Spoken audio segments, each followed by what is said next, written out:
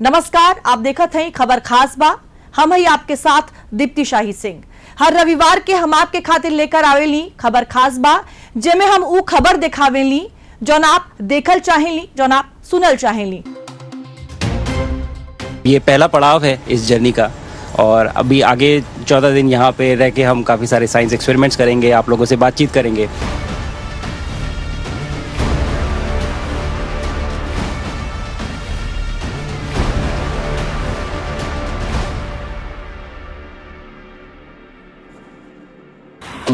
नमस्कार मेरे प्यारे देशवासियों, व्हाट अ राइड।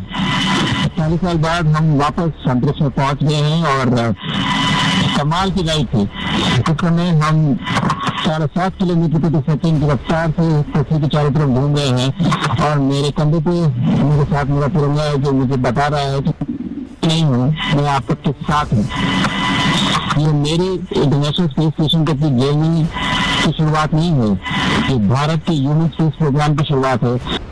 ये तस्वीर ए बात के मुनादी बा की किस्मत हाथ के लकीर में नाही बल्कि हौसला और हुनर में होला। ई उड़ान ओ हौसला के बा, ओ हुनर के बा, जोन एगो असंभव लगे वाला सपना के सच कइले बा। शुभांशु शुक्ला अपन हौसला से आसमान के चौहद्दी नपले बाटे, इतिहास बन चुकल बा। बीएफए के जब भारतीय अंतरिक्ष यात्री शुभांशु शुक्ला के SpaceX falcon 9 rocket international space station पहुंचल, तब उनकर नाम इतिहास में सोना से लिखा गए। शुभांशु अंतर्राष्ट्रीय स्पेस स्टेशन पे जाए वाला पहला और अंतरिक्ष पे पहुंचे वाला दूसरका भारतीय बन गई। ऐसे 41 साल पहले राकेश शर्मा 1984 में अंतरिक्ष गई रहला। बीएफए के भारत अपने अंतरिक्ष विज्ञान में एक और सुनहरा अध्याय जोड़ देले बा। शुभांशु शुक्ला 28 घंटा के सफर के बाद अंतर्राष्ट्रीय स्पेस स्टेशन पहुंचले। 25 जून के दोपहरी करीब 12 बजे शुभांशु अपन अंतरिक्ष यान से रवाना भइल रहला। अंतर्राष्ट्रीय स्पेस स्टेशन पे पहुंचे वाला शुभांशु दूसरके भारतीय बाटे। स्पेस स्टेशन पर शुभांशु के जोरदार स्वागत भइल। शुभांशु के स्वागत वहां रहल वाले 7 गो अंतरिक्ष यात्री कइले। एमे 3 गो नासा के बाणे, 3 गो रूस से और 1 गो जापान से बाटे। भारतीय वायुसेना में ग्रुप कैप्टन शुभांशु शुक्ला समेत 4 अंतरिक्ष यात्री गुरुवार के शाम 4:30 बजे अंतर्राष्ट्रीय स्पेस स्टेशन पहुंचे वाला रहला, लेकिन समय से पहले के 4:01 पर पहुंच गईला। शुभांशु के टीम के अंतरिक्ष में पहुंचे के बाद पूरा देश खुशी से गजमजाइल बा। नहीं, निश्चय, जैसे आप सबने देखा, प्रधानमंत्री मोदी जी ने सुबह ही ट्वीट किया था कि एक बड़ा गर्व का क्षण रहेगा हमारे लिए कि पहली बार कोई भारतीय इंटरनेशनल स्पेस स्टेशन में पहुंचने वाला है। और कुछ ही घंटों के बाद आपने वो दृश्य भी देखा, अभी डॉकिंग हो गया। सारी प्रक्रिया इतनी सक्षम है और इतने आत्मविश्वास के साथ की जा रही है कि 30-40 मिनट पहले ही ये डॉकिंग की प्रक्रिया हो गई। इतिहास रचे के बाद हर तरफ शुभांशु के चर्चा बा। सभर देश खुश बाटे और शुभांशु के परिवार तमानी खुशी के 7वां आसमान पे बा। परिवार के लाल अब अंतरिक्ष में कमाल कैलस, तब परिवारों खूब भावुक भइल बा। लैंडिंग हो गई, ये तो बहुत गर्व की बात है, बहुत अच्छा है, सबके लिए अच्छा है, हमारे लिए तो खैर अच्छा है ही है। हमको तो बहुत खुशी हो रही है। अगर कहीं कोई दिक्कत कुछ होती तो थोड़ा खराब लगता, लेकिन सब कुछ ठीक ठाक हो गया है, अच्छा है, बहुत अच्छा लग रहा है। उसके पहुंचने के बाद बहुत अच्छा लग रहा है। अब यही है प्रार्थना भगवान से कि जो कुछ जिस लिए गए वो सब काम संपन्न करके आराम से वापस धरती पर आए। अब इसकी प्रार्थना करनी है। खुशी है बहुत, अपने को जो है बहुत अच्छा महसूस कर रहे हैं। बच्चे ने सफल उसके जो है डॉकिंग हुई है, इसके लिए हम जो है ईश्वर को बहुत बहुत जो है धन्यवाद करते हैं, बहुत प्रणाम करते हैं उसको। बहुत हम जो है उसको इसी के लिए प्रार्थना की थी कि ईश्वर ने हमारे बच्चे पर जो है पूरी छत्र छाया है उसकी, और उसके लिए हम ईश्वर को जो है पूरी तरह से अपने दिल से जो है शुक्रिया अदा करते हैं। बिल्कुल बिल्कुल, हम लोग बहुत दिनों से वेट कर रहे थे और प्रार्थना भी कर रहे थे कि वो लिफ्ट ऑफ सेफली हो जाए और उनका डॉकिंग सेफली हो जाए, जो हुआ है। And we are highly happy and proud about it.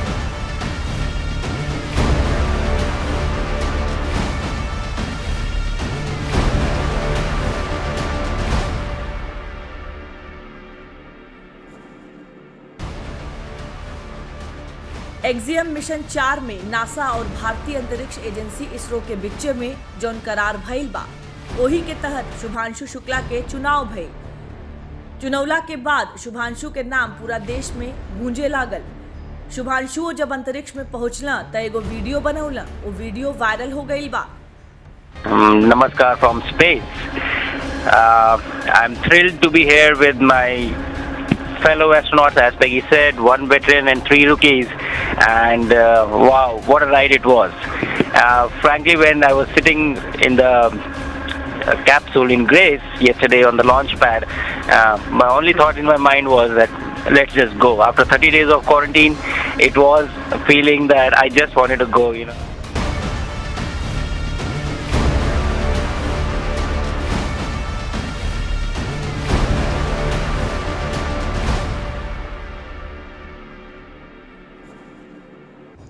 जौन मिशन के चर्चा पूरा दुनिया में बा ओकरे बारे में जानलो बहुत जरूरी बा। काहे से कि ई अंतरिक्ष में बस सैर सपाटा ना बा, बल्कि वहाँ से बहुत ऐसन चीज के पता लाग सकेला जैसे पूरे दुनिया के फायदा होखे। लेकिन सबसे पहले आप जानी कि एक्सियोम मिशन 4 का बा। एक्सियोम 4 एक प्राइवेट फ्लाइट मिशन बा जौन अंतर्राष्ट्रीय स्पेस स्टेशन खातिन बा। ए मिशन के उद्देश्य 31 देश के तरफ से जौन 60 गो वैज्ञानिक रिसर्च करत बाटे उनके रिसर्च के दिशा देवे के काम बा। एमे भारत, अमेरिका, पोलैंड, हंगरी, सऊदी अरब, ब्राजील, नाइजीरिया, संयुक्त अरब अमीरात और यूरोप के कई देश शामिल बाटे। इस सभी देशन के ई दूसर के मानव अंतरिक्ष मिशन बा। मिशन में एक्सियोम स्पेस नाम के कंपनी बा जौन अमेरिका के निजी कंपनी है। नासा ए मिशन में मदद करत बा। एक्सियोम के ई चौथा अंतरिक्ष मिशन बा। शुभांशु और उनका टीम ए मिशन पर जौन भी शोध करी उसे भविष्य के स्पेस मिशन खातिर मदद भी मिली और धरती पर चिकित्सा और विज्ञान में काफी मददगार हुई। भारत खातिर ई मिशन बहुते खास बा, काहे से कि 1984 के बाद पहिलका बार बा कि कोनो भारतीय अंतरिक्ष में गई बा। कल्पना चावला और सुनीता विलियम्स अंतरिक्ष में गई रहली, लेकिन ई दोनों जनी भारतीय मूल के बाटी, लेकिन हई अमेरिकन नागरिक। अब जानी कि मिशन खास काहे बा। ए मिशन में सलाद के बीज के अंकुरित करल जाई, साथे साथे अंतरिक्ष यात्रियन खातिर का जरूरी पोषक तत्व बा एहू का रिसर्च होई। मेटाबॉलिक सप्लीमेंट के मांसपेशी पे का असर होला एहू का अध्ययन होई। शैवाल पर रिसर्च होई, साथे साथे और भी कई जरूरी रिसर्च और मिशन होई। ग्रुप कैप्टन शुभांशु शुक्ला ए मिशन में 14 दिन तक अंतरिक्ष में रही हैं और स्पेस ग्रेविटी में कई गो शोध करी हैं। अब आप ए मिशन में शुभांशु के संगे जौन अंतरिक्ष यात्री गइल बाटे उ का करी हैं, उनकर का भूमिका बा इहो समझी, ताकि पूरा मिशन और सही से साफ हो जा। एक्सियन मिशन में 4 गो देश के अंतरिक्ष यात्री शामिल बाटे। ए मिशन में भारत के अलावा पोलैंड, अमेरिका और हंगरी के अंतरिक्ष यात्री बाटे। भारत के शुभांशु मिशन में पायलट हवे, जबकि अमेरिका के पेगी विटसन कमांडर हवे। पोलैंड और हंगरी के अंतरिक्ष यात्री मिशन के विशेषज्ञ बाटे। ये चारों अंतर्राष्ट्रीय स्पेस स्टेशन पे कई गो वैज्ञानिक प्रयोग करी हैं। शुभांशु शुक्ला के उपलब्धि भारत के करोड़ों युवावन खातिर एक बढ़न प्रेरणा बा, जब विज्ञान और अंतरिक्ष अभी तक सिर्फ किताबों में पढ़त लिखत पाना। इस संदेश बा कि अंतरिक्ष में अमेरिका और रूसे नहीं बल्कि भारतो ए रेस में तैयार हो गई बा। फैल्कन 9 रॉकेट के सफलता के पूरा दुनिया में स्वागत होत बा। असल में ये उड़ान अब ऐतिहासिक बन चुकल बा। लॉन्चिंग से पहले कई बार तकनीकी कारण से एके टालल गईल रहल और हर बार एगो नया तारीख मिल जात रहल, लेकिन अब जब सब दिक्कत दूर कई के एके लॉन्च कई देहल गईल बा। काहे टलल इतना बार एकर लॉन्चिंग एके तारीख से समझी। 29 मई के ड्रैगन स्पेसक्राफ्ट तैयार नहीं रहल, ए बारे पहला बार लॉन्चिंग टलल। अगला तारीख 8 जून के मिलल, लेकिन तब फाल्कन 9 रॉकेट तैयार नहीं रहल। फिर 10 जून के तारीख मिलल त ए दिन मौसम खराब हो गई। 11 जून के ऑक्सीजन लीक हो गई। 19 जून के मौसमों खराब रहल और क्रू के जौन सदस्य रहल उनकर तबीयत खराब होवे के कारण टलल। अब छठा बार 22 जून के तारीख मिलल, लेकिन ओहू में लॉन्च नहीं हो पाए। 14 दिन का पूरा मिशन बा। राकेश शर्मा के बाद अंतरिक्ष जाए वाला दूसरा भारतीय बने वाला शुभांशु शुक्ला लखनऊ के रहे वाला बाटा। जब अंतरिक्ष खातिर उड़ान भरले तो प्रधानमंत्री मोदी से लेकर मुख्यमंत्री योगी तक सब्बे बधाई देहलस, शुभकामना देहलस। अब शुभांशु के पूरा सफर का ग्राफिक्स के जरिए आप लोग जानिए।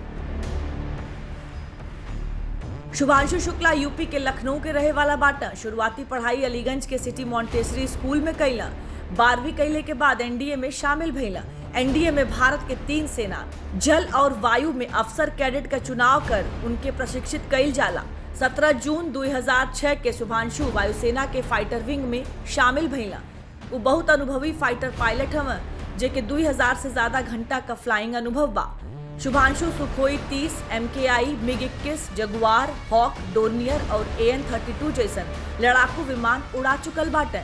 2019 में नासा शुभांशु के गगनयान मिशन खातिर चुनलस। शुभांशु चुनाव के बाद रूस के Yuri Gagarin cosmonaut training centre में एस्ट्रोनॉट का ट्रेनिंग लेहला।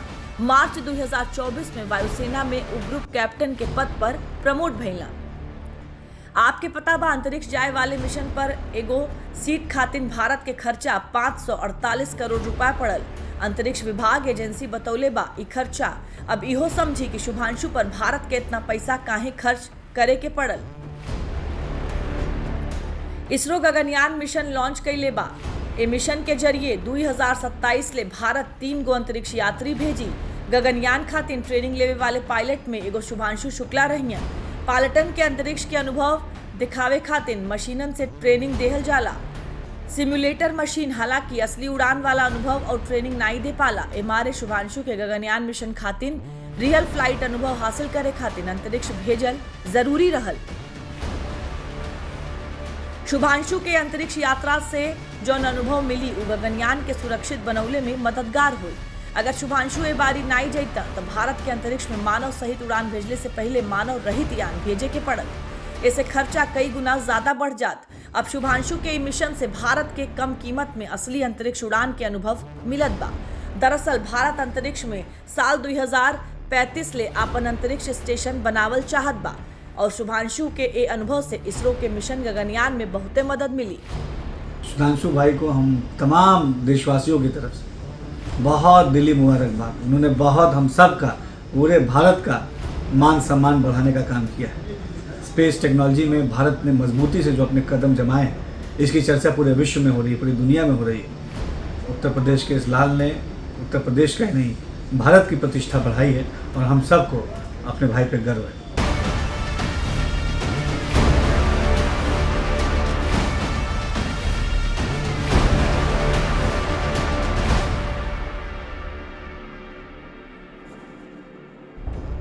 असल में ये मिशन भारत खातिर कई मायने में बहुत जरूरी बा।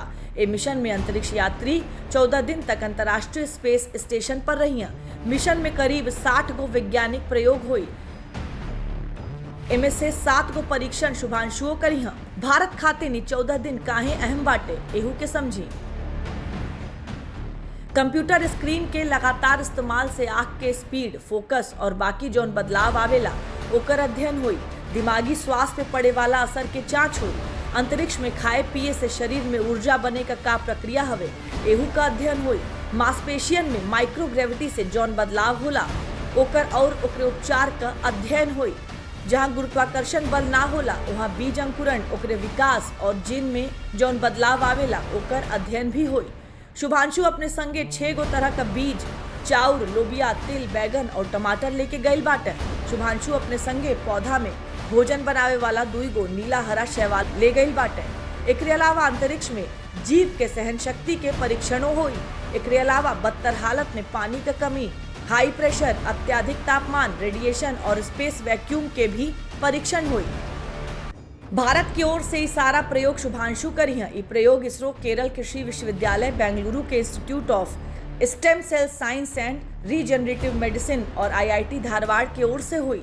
एकरे अलावा शुभांशु नासा के साथे 5 गो और परीक्षण करी हैं।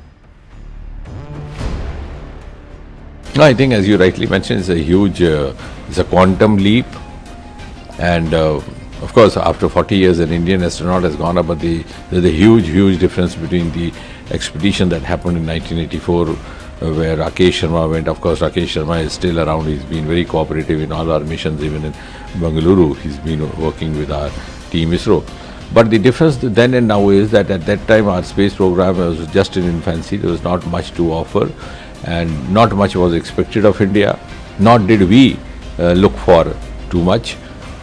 it was a Soviet mission, so more of a reflection of the bonhomie that prevailed between the then Soviet Union and India at that point in time.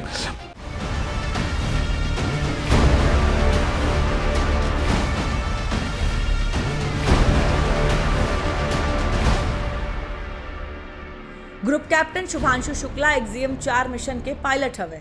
एकर अनुभव भी भारत में बहुत कामे आई। एकरे अलावा शुभांशु ऐसन का सीखी है जिसे भारत के मिशन गगनयान में मदद मिली। इस सवाल के जवाब भारत के बच्चा जानल चाहत बा, तो अब ओकर जवाब भी देख ली। ए मिशन से शुभांशु के अंतरिक्ष यान उड़ावे के अनुभव मिली। ए मिशन से शुभांशु के लॉन्चिंग, ऑर्बिट में पहुंचले के, ISS पे डॉकिंग और अनडॉकिंग करे के अनुभव मिली और वापसी और सुरक्षित लैंडिंग के भी प्रशिक्षण हुई। शुभांशु ए मिशन में अंतरिक्ष से धरती पर बातचीत करे और इमरजेंसी में हैंडलिंग सीखियां। पूरा मिशन में शुभांशु ही अंतरिक्ष यान के नेविगेट करी हैं। पृथ्वी पे मिशन कंट्रोल और संवाद टीमन से बात करी हैं। शुभांशु इहो पता लगई हैं कि कम गुरुत्वाकर्षण में शरीर पे का असर होला। स्पेशल अंतरिक्ष सूट, अंतरिक्ष में खाना और वेस्ट प्रबंधन के भी उनके ट्रेनिंग ए मिशन में मिली। ये सब अनुभव मिशन गगनयान में बहुत काम आई। छोटा सा संदेश मेरे प्यारे देशवासियों के लिए, आपके प्यार और आशीर्वाद से सुरक्षित मैं इंटरनेशनल स्पेस स्टेशन पे पहुंच चुका हूं और बहुत आसान दिख रहा है यहाँ खड़े होना, लेकिन थोड़ा सा मुश्किल है, थोड़ा सा सर भारी है, थोड़ी तकलीफ हो रही है, लेकिन ये सब बहुत छोटी चीज़ें हैं और कुछ ही दिनों में हम इसके यूज्ड टू हो जाएंगे। और ये पहला पड़ाव है इस जर्नी का और अभी आगे 14 दिन यहाँ पे रह के हम काफ़ी सारे साइंस एक्सपेरिमेंट्स करेंगे, आप लोगों से बातचीत करेंगे। लेकिन कहीं ना कहीं ये जो पड़ाव है ये भी दिखाता है कि ये हमारी अपनी स्पेस जर्नी का भी एक पड़ाव है। मैं बहुत उत्साहित हूँ और मैं अपने शोल्डर पे अपना तिरंगा जो मैं लेके चल रहा हूँ, मैं मानता हूँ कि आप सब मेरे साथ हैं, तो मैं ये भी समझ लेता हूँ कि आप सब भी मेरे साथ उत्साहित हैं। शुभांशु अंतरिक्ष में बाटे, ऐसन में अंतरिक्ष में होए वाला परेशानी के समझत बाटे। अंतरिक्ष पहुंचल बढ़न काम बा, लेकिन उससे भी बढ़न काम बा अंतरिक्ष में रहल। जौन प्रयोग करे गईल बाटे ओके सफलता से करल। ई सब अनुभव मिशन गगनयान के सफल बनावे खातिर बहुते जरूरी रहल। अब मिशन गगनयान के समझी कि भारत खातिर इतना जरूरी काहे बा। मिशन गगनयान इसरो के मिशन बा जेमे अंतरिक्ष में मानव सहित अंतरिक्ष यान भेजल जाई। 2027 में अंतरिक्ष यान से भारत वायुसेना के 3 गो पायलट के भेजी। ये तीनों पायलट 400 किलोमीटर की ऑर्बिट पे 3 दिन रही हैं। 3 दिन बाद हिंद महासागर में अंतरिक्ष यान के लैंडिंग करावल जाए। मिशन गगनयान में करीब 20,193 करोड़ रुपया खर्च हुई। यही मिशन गगनयान खातिर अबहिन वायुसेना के 4 गो पायलट के चुनल गईल बा, जेमे एक ग्रुप कैप्टन शुभांशु शुक्ला भी बाटे। सबे के अंतरिक्ष यात्रा का ट्रेनिंग देहल जात बा। गगनयान के जरिए पायलट के अंतरिक्ष भेजे से पहले इसरो 2 खाली टेस्ट उड़ान भेजी। तीसरका उड़ान में रोबोट के भेजल जाए। जब ये तीनों उड़ान सफल हो जाए तब चौथा उड़ान में इंसान के अंतरिक्ष में भेजल जाए। अब सवाल ये बा कि मिशन गगनयान से भारत के का मिली, त इहो समझी। अंतरिक्ष के अर्थशास्त्र लगातार बढ़त बा और अनुमान बा कि 2035 तक ये $1.8 ट्रिलियन यानी करीब 154 लाख करोड़ रुपया के बाजार बन जाए। एमारे भारत के ई बाजार में बनल जरूरी बा। रूस, अमेरिका और चीन के बाद भारत अंतरिक्ष में इंसान भेजे वाला चौथा देश बन जाए। अंतरिक्ष के जरिए सौर मंडल के बाकी पहलू का अध्ययन करे के मौका मिली। भारत के खुद अपन स्पेस स्टेशन बनौले में मदद मिली। रिसर्च और डेवलपमेंट के क्षेत्र में रोजगार बनी। जब निवेश बढ़ी तब अर्थव्यवस्था मजबूत हुई। एकरे साथ ही अंतरिक्ष क्षेत्र में काम करे वाले दूसरा देशन के साथ मिल के काम कैले के मौका भी भारत के मिली। ऐसे नया तकनीक विकसित कैले के कई गो रास्ता खुली। वर्षों के बाद हमें अच्छा लगा जब हमारा भारतीय अंतरिक्ष बन रहे हैं। ऐसा बहुत साल पहले हुआ था। तो जो बच्चे एस्ट्रोनॉट बनना चाहते हैं, अंतरिक्ष बनना चाहते हैं, वो देश के बड़े नेता बधाई देते हैं तो मनोबल बढ़ता है। तो ये उनका कुछ अपना इसमें भी हिडन एजेंडा होगा और कोई बहुत पॉलिटिक्स को देखकर, लेकिन ऐसे लाल भारत के जो देश का नाम रोशन कर रहे हैं तो बहुत शुभकामनाएं और बधाई के आपने।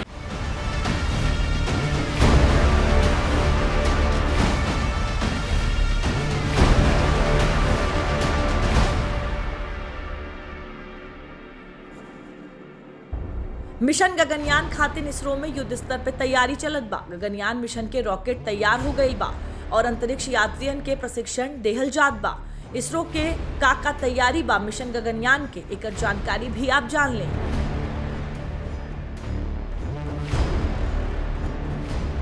इंसान के अंतरिक्ष ले जाए वाला सहायक लॉन्च व्हीकल रॉकेट तैयार हो गई बा। गगनयान मिशन में 3 गो अंतरिक्ष यात्री भेजल जाइ हैं। इनकर भारत और रूस में ट्रेनिंग पूरा हो गई बा।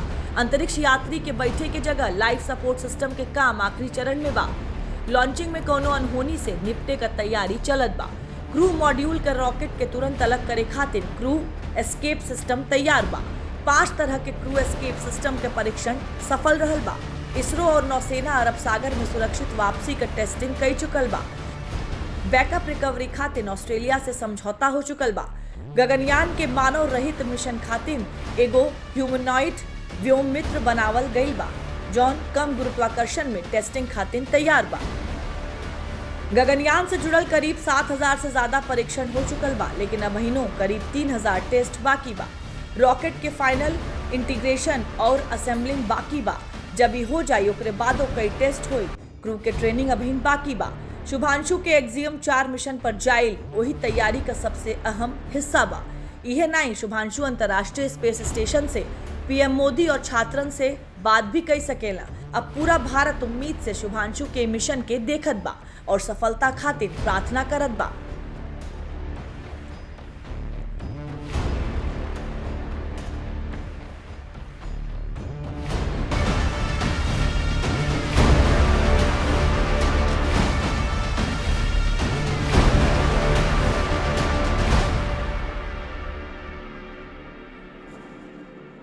आज के खबर खास बा में बस इतना ही। देश और दुनिया के बाकी खबर खाती आप देखत रही दूरदर्शन उत्तर प्रदेश।